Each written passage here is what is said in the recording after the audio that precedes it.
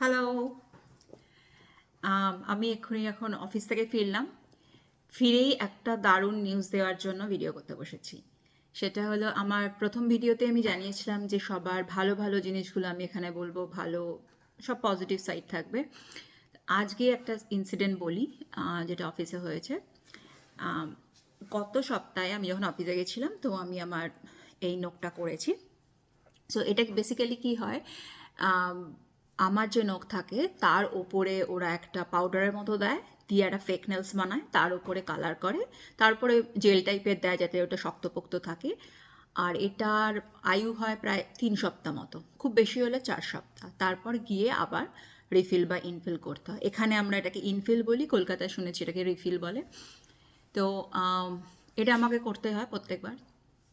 এবার গত সপ্তাহে আমি করেছি বোধহয় এই শেষের দিকে। 5-6 দিন পর, 5-6 দিন না, অ্যাকচুয়ালি পরের দিনই কী হয়েছে, আমার অফিসে একটা আমাদের এক ধরনের ইঙ্ক আছে, কালি, যেটা কিনা পুরো আমার হাতে ঘেঁটে গেছিলো। সঙ্গে সঙ্গে বাথরুমে গেছি, ওয়াশ করেছি খুব ভালো করে, কিন্তু কিছুতেই একটা পোর্শন আমার এই মিডল ফিঙ্গারের এখানটার থেকে যায়নি, রয়ে গেছে। বাড়িতে এসে রিমুভার দিয়ে তোলার চেষ্টা করেছি, তাও যায়নি। এবার সদ্য করেছিলাম আর পরের দিনই ওই অবস্থা, একটা অস্বস্তি লাগছিল, একটা আনইজি ফিল হচ্ছিল যে দূর, এটা নিয়ে থাকতে হবে 3-4 সপ্তাহ, ওরকম কালো মতো দাগ হয়ে রয়েছে। তো আজকে গেছিলাম বলতে যে যদি করে দেয়, দেখা যাক। এবার গেছি সকাল সকালই, 9:30 নাগাদ গেছি, ওখানে পৌঁছেছি। তো দেখছি ওরা তখন জাস্ট মানে অন্ধকার, দুজন মহিলা এসে তারা শুধু খুলছে। আমি তো ভাবলাম হয়ে গেল, বেচারাদের বউনি হয়নি, আমি যাচ্ছি এইসব করতে। একটু ঘুরে ঘুরে এসেছি, তখন দেখি লাইট টাইট জ্বালিয়েছে। তারপরে বললাম যে এই, তো প্রথমে খুঁজতে টাইম লাগছিলো যে কোন নাম্বারের এইটা আর কি, মানে কালারটা কোনটা আবার খুঁজতে পারছিল না। তো দেখে বললো যে এটা ওকে পুরোটাই তুলে করতে হবে, কারণ ওই জায়গাটা একটু ভেঙেও গেছে। সো ও পুরো তুলে একদম অন্য নখগুলো যেমন হয় সেই রকম, মানে ও পাউডার ইউজ করলো, সেটাকে আবার ফাইল করলো, কালার দিল, সব কিছু করলো। তারপরে হয়ে গেছে। তো আমি তো ভাবছি যে কি বলবো, মানে টাকা বলবো নাকি বলবো না। তো আমি জাস্ট এমনি ক্যাজুয়ালি বললাম কি আমাকে টাকা দিতে হবে। ও একদম না না না না, একদম না, মানে আমি চেয়েছি সেটাই যেন ভুল করেছি, যেটা কোনো ব্যাপারই না। আমি অবাক হয়ে গেলাম। যদি এমন হতো যে শুধু কালার দিতে হতো তাহলে আলাদা কথা।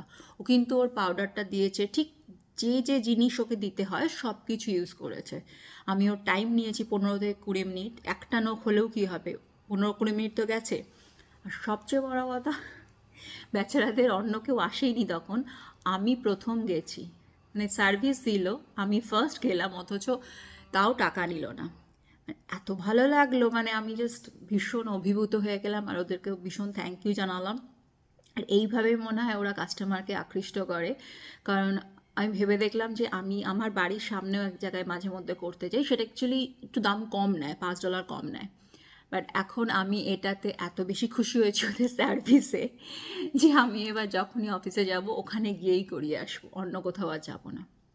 তো কত ভালো মানুষও হয়, তাই না? মানে ও তো ইচ্ছা করলেই নিতেই পারতো, $5 নিত কি $10 নিত, ও তো টাইম স্পেন্ড করেছে, জিনিস ইউজ করেছে, কিন্তু তাও নিল না। That is customer service. ব্যাপক, আমার খুব ভালো লেগেছে। তো আমি এসেই ভাবলাম ফার্স্ট কাজ হচ্ছে আমি এটা শেয়ার করি। ভালো জিনিস সবসময় শেয়ার করতে হয়। আর এখানে সব এই নখের যারা করে তারা বেশিরভাগই দেখেছি ভিয়েতনামিজ হয়। বাট হ্যাঁ, আমি বলতে চাইছি না যে ভিয়েতনামিজ বলেই ভালো, বাট হতে পারে এখানকার কাস্টমার সার্ভিসটাই এরকম যে ওরা এইভাবেই আটকে রাখে ওদের কাস্টমারকে, যাতে আমরা ওখানে যাই বারবার। আমাকে তো ফাঁসিয়ে দিল, আমি তো যাবই। এই আজকে সন্ধ্যাবেলার আড্ডা। আবার দেখা হবে পরে ভিডিওতে। ভালো থেকো। বাই।